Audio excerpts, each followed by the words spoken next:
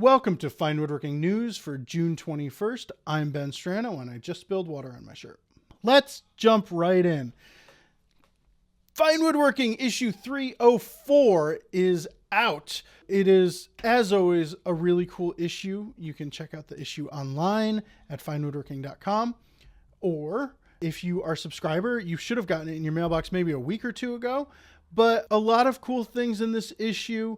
We have new brand ambassadors: Eric Curtis, Larissa Huff, Daryl Jones, Owen Madden, Shar Miller-King, Bill Pavlock, Kate Swan, Vic Teslin, Sarah Watlington.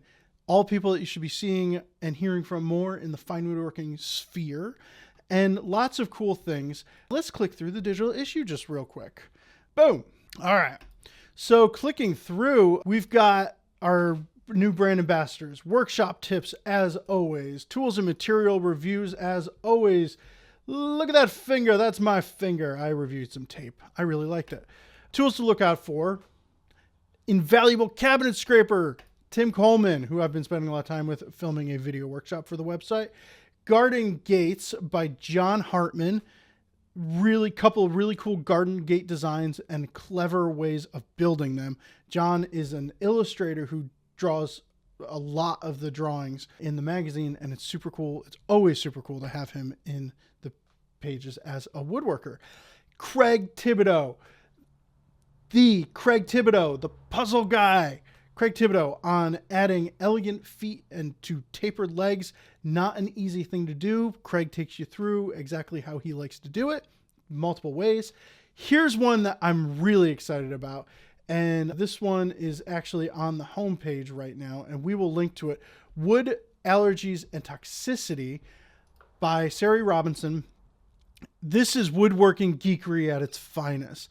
If you've ever had reactions, allergic or toxic reactions to wood, or if you don't know what the difference is, this is an article you absolutely should read.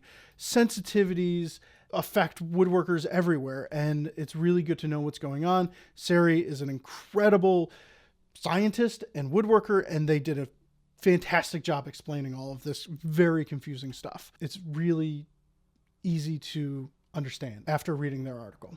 Leah Amick, treat yourself to a bath tray. This tray is super interesting looking, and it looks like a very fun project. And I think a lot of people are going to build this. I can just imagine a lot of these being built on Instagram right now. Also, Mark Gardner's Pretty Boxes on the Lathe, basically turned shrink boxes. Mark just makes beautiful stuff, and this is no different. Uzukuri finish, I believe. All sorts of things. This is a really diverse issue, and we're really proud of it. And I think you should pick it up on the newsstand if it's available to you. If not, become a Fine Woodworking subscriber at finewoodworking.com/magazine, or become an unlimited member at finewoodworking.com/members. All right. News. The Guild of New Hampshire Woodworkers has their first annual New England Woodworking Competition. I don't think you need to be a member of the New Hampshire Woodworkers Guild thing, but you might need to. And if you do, I don't think you need to be a resident of New Hampshire to do it. So check out the rules. There's a billion award categories: Best in Show, Judges Award, Best Original Design, Traditional Piece, blah, blah, blah, blah, blah, going on and on and on. The actual event will be featuring a keynote speech by Cartouche recipient Daniel Faya, my buddy, and who I spent a lot of time with this winter. And Tom McLaughlin, everybody's favorite, who we work with all the time, will be the master of ceremonies at the event. That's going to be October 21st from 5 p.m. to 10 p.m. in Concord, New Hampshire.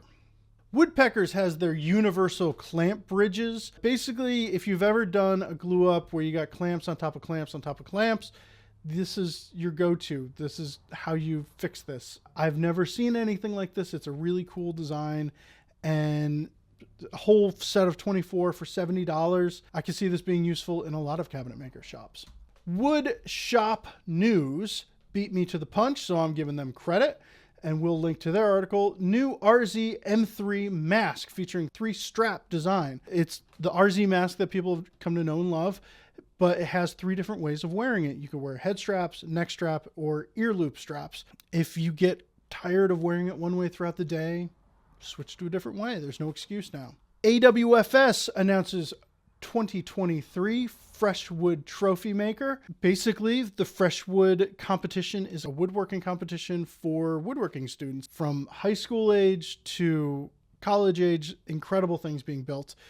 And the awards this year will be made by Brian Boggs, which is super fun and interesting. And I didn't know that in the past they've been made by Sam Maloof, Paul Search, Gary Knox Bennett, Judson Beaumont, Scott Grove, really like legends in the woodworking world making these trophies for students. And I think it's very cool.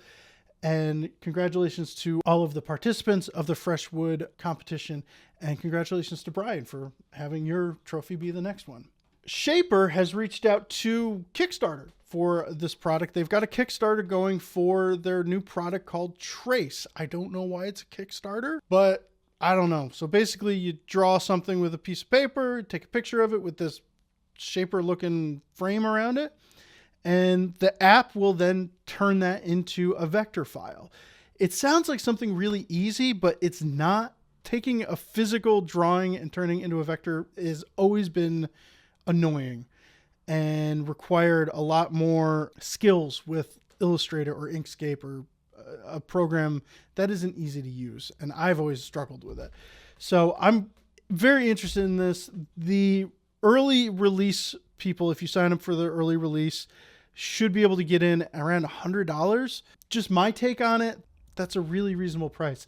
I'm curious to see what it goes up to after the release. $100 is hard for me to stomach, but I could see doing it, and I actually signed up to get notified. Maybe. I don't know. Grizzly, this is kind of silly, but I feel the need to point it out because I've seen it in so many people's shops under a different brand. I don't want to chat. Go away. No. Grizzly has the 1,000 lumen workbench light charging station available. It's basically a thing that you put up on the wall, a couple of lights, a bunch of outlets, USB charger, switches. It's cool. I've seen it in people's shops and I've always kind of wanted one. They're not always available at different retailers. Grizzly's got it right now for $50. Also, Grizzly has an interlocking dolly. It's a set of 2 for $60. Interesting. So you get 2 dollies, but they'll lock together for bigger pieces. I think it's a cool idea. And they have a low profile hand clamp. At first I was like very confused by this because it looked like it wouldn't clamp anything or it would only clamp really thick stuff. I'd be curious to see this in person, but it looks like the fingers just come right down and they don't have the big hump, you know, the big thing. And I could see that being useful for clamping down T-track. I could see that being useful for clamping down a lot of different things. And I don't want to chat. I don't want to chat, Grizzly. No. I don't want to chat. Highland Woodworking has the Narex Richter. I keep reading this as crypto treated because a sign of the times. Cryo treated bevel edge chisel set for $239. They sell them individually as well. It also comes with a box. So if you're looking for cryo treated, not crypto treated, Richter chisels, head on over to highlandwoodworking.com. And also they have a fish black shark Forstner bit. Look at the wavy bit on here. This is interesting. They start at $15.99 each and range up to $76. So a premium price, but looks like a very premium bit. Harbor Freight has a Hercules 15 amp 12.5-inch portable thickness planer. Looks an awful lot like a DeWalt 734 or the rigid version. Who knows? I haven't seen this before. $400. It's not the discount price I'd expect out of Harbor Freight. That seems to be like a going rate. The DeWalt 734 seems to be going for about $550 right now. The Harbor Freight take on it is $400. Interesting price point. It is cheaper than I thought. Maybe I just forgot how expensive stuff is these days. Rockler. This is cool. It is a router plate that clicks on and then a dust collection fitting clicks directly to it. This is very interesting. I could see this being very, very handy to have around because nothing spews dust all over the place like a router. And anything you can do to contain that dust is good in my book.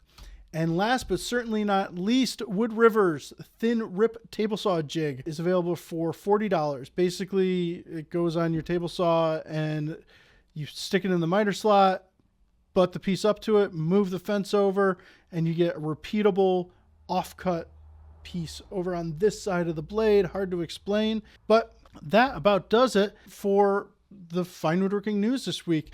If you have anything you think that we've missed or you want to see us cover next time, shoot us an email at woodworkingnews@taunton.com, or better yet, leave a comment below.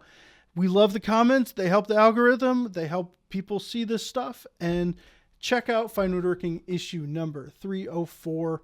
It's a great one. And even better, become an unlimited member and you'll get access to like tons and tons of videos. Premium videos, over 70 premium videos, I think. I don't know. But yeah. All right. Have a great day, y'all.